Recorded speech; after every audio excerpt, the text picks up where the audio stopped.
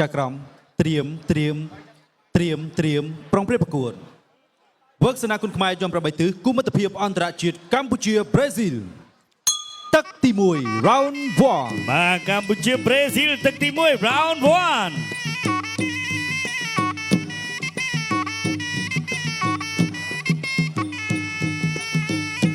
ធាក់មួយទាត់ជើងក្រោមពីបង្គោលខៀវ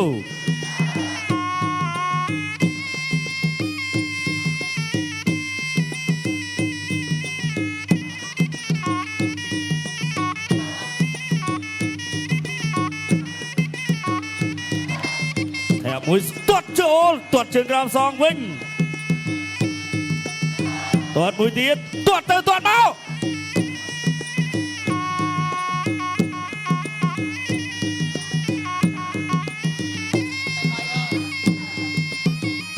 ដើរចូលមួយទៀតអូយមួយជើង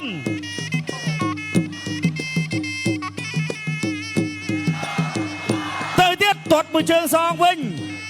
បោះជង្គង់មួយរបស់អមរិនទាត់ខលើរបស់អមរិន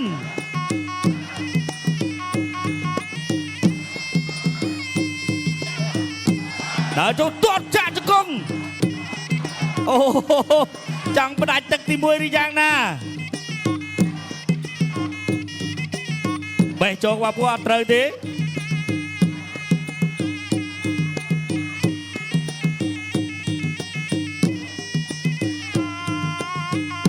ដើរចូលទៀតឆក់បានម្ដាយពីបង្គោលខៀវទាត់ចេញអូលាន់ដៃមកហើយអត់អីទេទាត់មួយជើងពីអមរិនមួយទៀតពីអមរិនទាត់សងវិញបាទអេដាមវ៉ាសុធាននិងលោកជំទាវអង្គការជួបមានអគ្គនាយករបស់ក្រុមហ៊ុនថោនគ្រប់បាទអមរិនផ្ដួល2លានរៀលមួយជើងអត់ដល់ទេ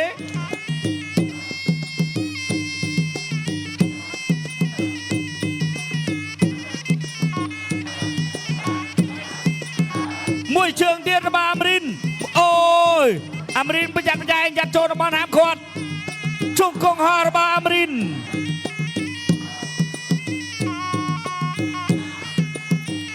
បាទទស្សនិកជនយើងថាដាក់បែកមួយហ៎បង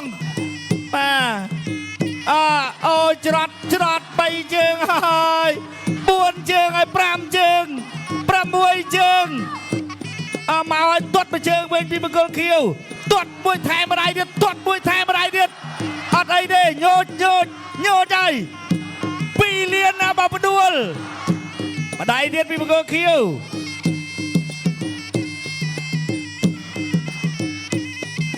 បោះជង្គង់អមរិនទាត់មួយជើងពីអមរិនចាប់ទឹកទី1